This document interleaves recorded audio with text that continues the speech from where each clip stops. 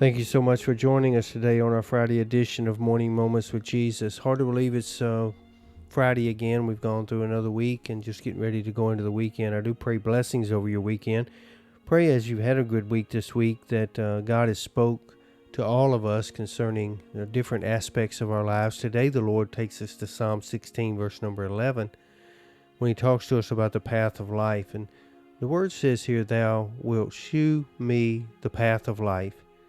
In thy presence is fullness of joy, and at thy right hand there are pleasures forevermore." This really spoke to me this morning as I came across this verse, because I can speak for myself. I don't know if I can speak for you this morning, but there have been moments in my life when the path that I was on seemed real clear, real easy, real good, easy to navigate.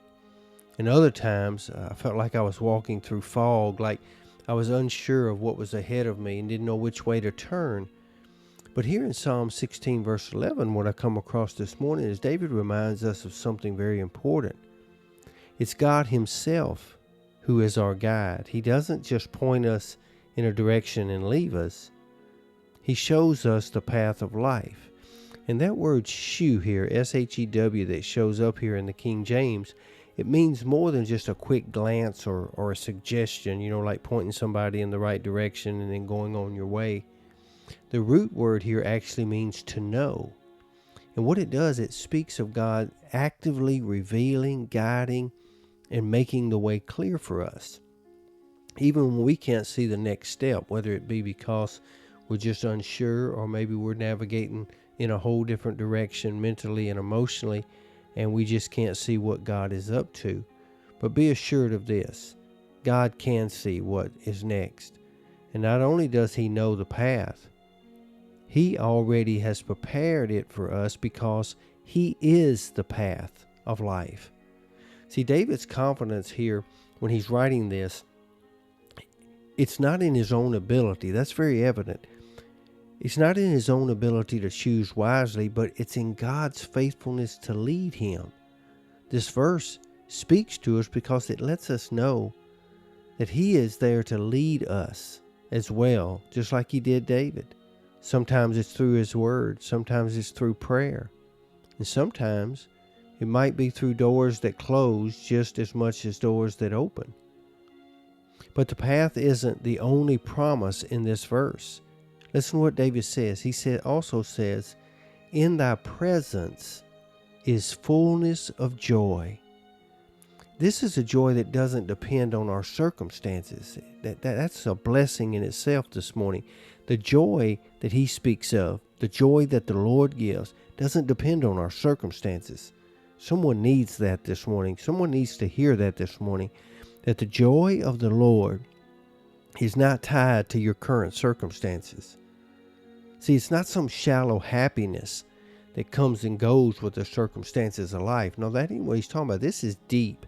This is a deep overflowing joy that fills the soul when we are close to God. Have you ever noticed that being in the presence of the Lord just somehow seems to change everything? Maybe you go and kneel in prayer and you're heavy, discouraged, and even fearful about some things. But after spending time with the Lord, your spirit somehow feels lighter. Worry seems to lose its grip on you, and peace begins to take over. See, that's the kind of joy David is talking about. That joy isn't found in things, achievements, or even people. It's found in God on the path of life. But then David adds one more thing that I want to share with you before we leave. He says, "At thy right hand there are pleasures forevermore." See, in the ancient world, the right hand was a place of honor, strength, and favor. To be at God's right hand is to be close to his power, his protection, and his blessings. Jesus Christ now sits at the right hand of the Father. And these pleasures that he speaks of, they aren't fleeting or temporary. He says they are forevermore. And that means that there will never come a day when God will ever run out of good things to do for his people. His blessings aren't limited to this life. They stretch far into eternity. So what does this verse really mean to us today? Well, It means you can walk today. You can walk today through this life without fear of losing your way. Even if the road is unclear right now, even if you have taken the wrong turn, God is committed to leading us, and He will lead us if we choose to follow. See, He knows the path ahead. He knows the timing that it's going to take in every situation. He knows what's best for you, and His path will always lead you to life, not just survival, but the abundant life, according to John 10, verse number 10. Means we don't have to chase joy in all the wrong places. You see, so much of the world is searching. They're searching for that joy. They're searching for that right path, but they're searching for it in success, in relationships, in possessions, in experiences, and even addictions, only to find that joy slips away as soon as the circumstances change. But in God's presence, there is joy and full that's unshakable. So when you feel uncertain about your future, I want to tell you something today as you head into the weekend. Hold on to Psalm 16:11. Let it remind you that God doesn't just want to save you. He wants to walk with you, guide you, fellowship with you, and fill your life with His goodness. So if you're standing at a crossroads today wondering which way you're going to turn, don't let fear push you into panic. Instead, slow down. Get into His presence. Let Him show you the path. May not be the easiest road, but it's the right road.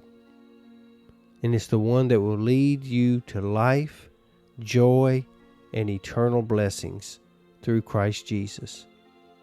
Today you be safe, you be strong, and you be blessed. And you get yourself on the right path today.